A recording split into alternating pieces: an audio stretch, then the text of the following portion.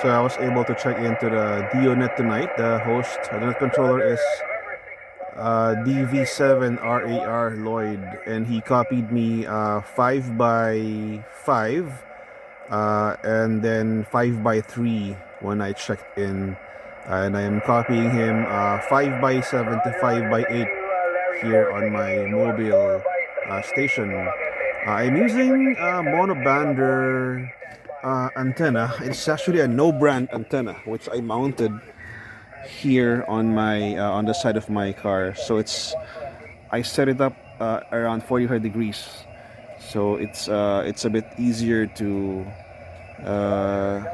use even while the car is moving. So I've been noticing that the coil heats up a bit after extended use, especially during CW operation. I have had to limit my power to around 80 watts, since I noticed the tuner that I use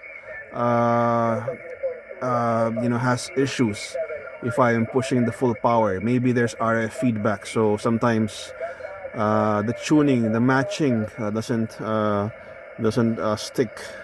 So I am using the Yaesu FT-857D, which is a mobile HF, VHF, and UHF radio, along with an LDG Z100 tuner.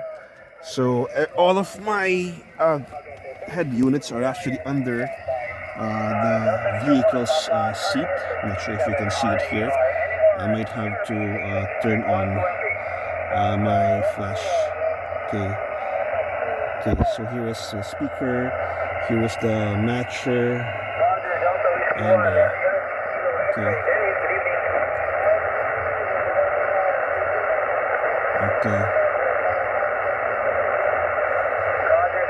You can actually copy Dennis DUNET Club, the DX101 Club President on QRP. So I have here the radio itself, the head unit, and here is the speaker which I use for VHF and UHF, and this is the speaker I use for HF. And so I have to press the tune button whenever I need to match, so it triggers the transmit cycle of the radio. Now onto the rear of the vehicle. So it's a bit messy. So here are the head units of my radios. This is the 857D, and here we have the Icom 2720, which I sometimes use, or mostly use, to crossband repeat my APRS beacons from my own APRS enabled portable. So previously I was splitting the power connection, but I found I've been blowing fuses all the time. So I realized the 857D pulls around 25 amperes in full power. So when they transmit at the same time, it blows the fuses. So I've routed its own power cable fused at 25 amperes directly to the car's battery, and the 2720 has its own cable, which I also split. Actually, it also powers gives 12 volts to the tuner, since it requires some power to operate.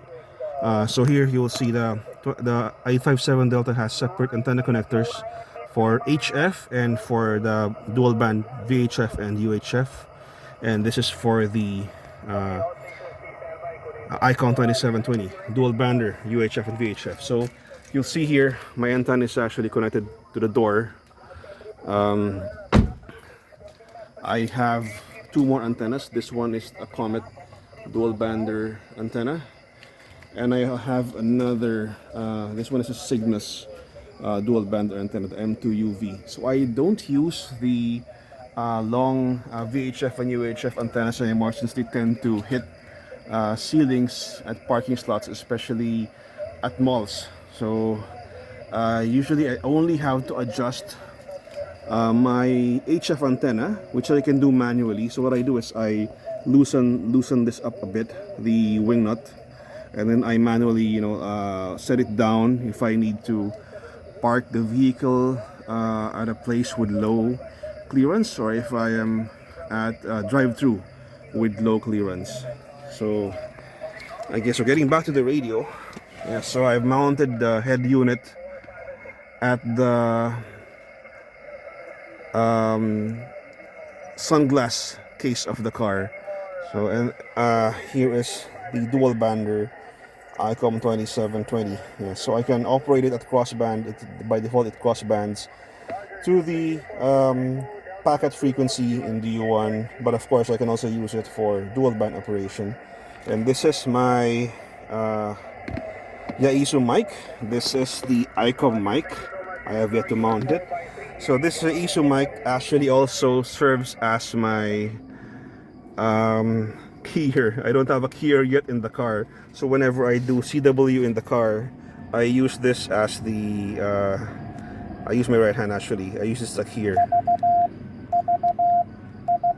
There we go. So just to test transmission. Okay, actually we can well, you can actually do automatic keying on this radio, but of course yeah, we can actually do some tests like this one.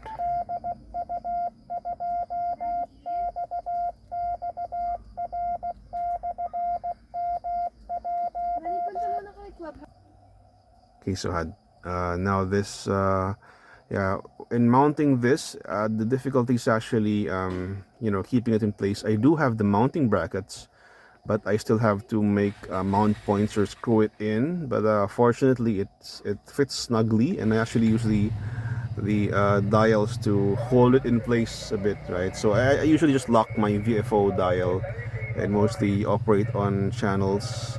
And whenever I need to operate change frequencies, I simply just press a few buttons to set it to frequency adjustment mode. So that's it. This has been DU2XXR, also known as N2RAC, and just showing you my mobile setup for HF and VHF and UHF.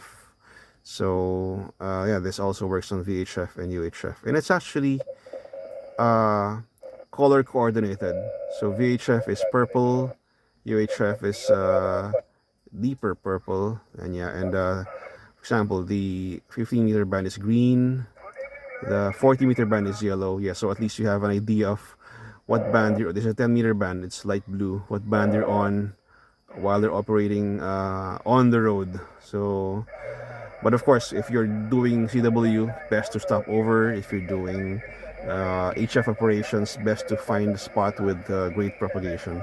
So again, it's DU2XXR, aka N2RAC, and this is my mobile setup 7.3.